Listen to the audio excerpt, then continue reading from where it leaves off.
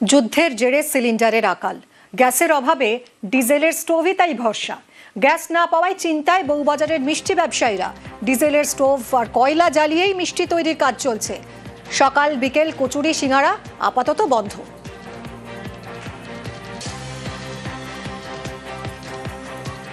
আমাদের টোটালি অসুবিধা হচ্ছে গ্যাসের জন্য। আমাদের অনেক প্রজেক্ট আছে যেটা বন্ধ হয়ে গেছে। কচুরি, জিলিপি, সিঙ্গারা যেগুলো আমরা কন্টিনিউ ভাজাভুজি করি ওইগুলো আর করতে পারছি না। আমাদের ডিজেল উনুনটা আছে বলে একটুখানি কিছুটা মাল আমরা দিতে পারছি। যদি এটা না থাকতো তাহলে টোটাল দোকানটাই বন্ধ করতো। গ্যাস তো একদমই পাওয়া যাচ্ছে না।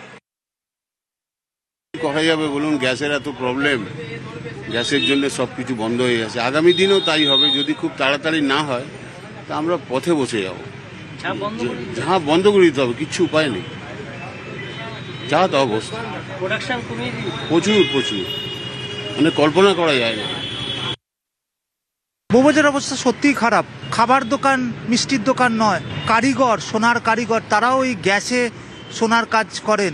তাদের অবস্থা আমাকে বলছিল কারিগররা যে দাদা কবে মিটবে, কারণ আমাদের হাতের কাজ আমরা প্রায় আর করতে পারছি না, যা গ্যাস ছিল সব শেষ হয়ে গেছে। কিন্তু আমি জানি না দিল্লি এক বার্তা পাচ্ছে কিনা। তবে যদি জমিতে দাঁড়িয়ে বলতে হয়, আজকের দিনে মানুষের রান্নাঘরের অবস্থা ভয়াবহ। বউবাজারের মিষ্টির দোকান কার্যত বন্ধ হতে চলেছে। কোথাও মিষ্টির প্রোডাকশন বন্ধ করে দিতে হয়েছে, সিঙ্গারা বা কচুরি বন্ধ করে দেওয়া হয়েছে।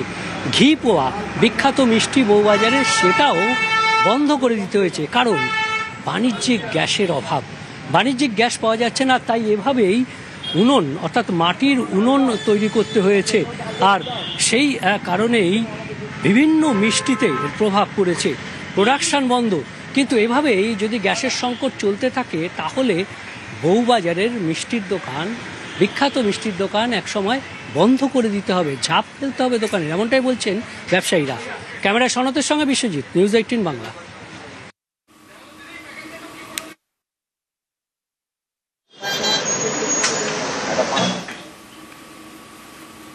গ্যাস নেই, কলকাতায় বন্ধ হয়ে যাচ্ছে ফুটপাথের একের পর এক খাবারের দোকান, যার জেরে অনেকের পেটে টান। বউবাজার থেকে সেক্টর 5 একই ছবি। অফিস পাড়া মানেই ফুটপাথে পর দোকান। দুপুরের খাবার হোক বা বিকেলের টিফিন, ভাত ডাল হোক বা রোল চাউমিন, ছোট ছোট দোকানগুলি ভরসা। গ্যাসের আকালে সেই সব দোকানেই ঘোর সংকট, একে একে ঝাঁপ পড়ছে।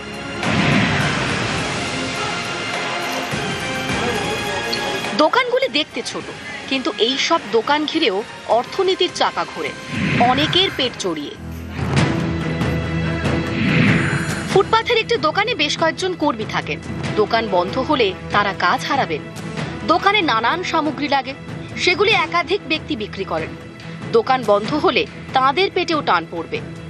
এছাড়া অনেকেই আছেন যারা নিয়মিত কম টাকায় এই ফুটপাথের দোকানের খাবার খান।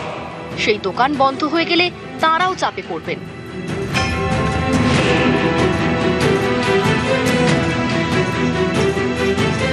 বউবাজার, এখানে একাধিক অফিস, কলেজ, পরপর সোনার দোকান, পড়ুয়া, অফিসের কর্মচারী থেকে গয়নার দোকানের কারিগর, মুটে, মজুর, বহু মানুষ এই ফুটের দোকানে রোজ খাওয়া দাওয়া করেন। গ্যাসের সংকটে এখন অনেক দোকান বন্ধ, ফলে সেখানকার কর্মীরা কাজ হারিয়েছেন। কেউ কেউ স্টোভে রান্না করে কোনো মতে সামাল দিচ্ছেন।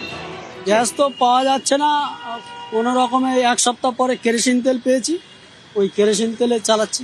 আইটেম ওই একটু দাম বাড়াতে হচ্ছে, না হলে তো হবে না। হ্যাঁ, আইটেম অনেক কমাতে হচ্ছে, না হলে তো তেল পাওয়া যাচ্ছে না। বউবাজারে পরপর দোকান, কোনো ক্রমে স্টোভে অর্থাৎ কেরোসিন জেলে কোনো রকম নানপুরি করছেন। বেশ কিছু ফুটপাতের দোকান বন্ধ হয়ে গেছে।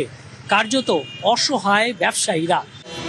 কিছু দোকান খোলা থাকলেও খাবারের দাম বেড়েছে, এতে চাপে পড়ছেন ক্রেতারা। খাবারের দামও বেড়ে যাচ্ছে, আগে তো কম ছিল, এখন তো বন্ধ হয়ে গেছে। দেখি কি হয়, এটা কতদিন কি চলে। খাবার পাচ্ছি না, এটা অসুবিধা হচ্ছে। হ্যাঁ, অপশন কমে গেছে, দেখতেই পাচ্ছেন, বন্ধ হয়ে গেছে, কমে গেছে অপশন। এখন আপাতত পাচ্ছি, দেখা যাক ভবিষ্যতে কি হবে। হ্যাঁ, জানি না। সেক্টর 5 কলকাতার আইটি হাব, হাজার হাজার সংস্থার অফিস, বহু নামি দামি কলেজ এখানে। গ্যাসের অভাবে সেক্টর 5 ফুটপাথে একের পর এক খাবারের দোকান বন্ধ, সংকটে ব্যবসায়ীরা। কেউ বেছে নিয়েছেন ইন্ডাকশন কুকার, কেউ রান্না করছেন কাঠ কয়লায়। গ্যাস নেই, যেহেতু আমরা স্টোভ আর ইন্ডাকশন কয়লায় এখন রান্না করছি, খরচা পোষাচ্ছে না, চালাতে পারবো না। ফুটপাথের এইসব দোকানই অনেকের ভরসা। সেই দোকানগুলি একে একে বন্ধ হয়ে গেলে খাবেন কি? যদি গ্যাস না পাওয়া যায় তাহলে তো গ্যাসের দাম বাড়বে, জিনিসেরও দাম বাড়বে, খেতে আসতে পারবো না। সেই জন্য যতটা গ্যাসের জন্য দাম দেওয়া আছে উচিত, সেটাই বেটার।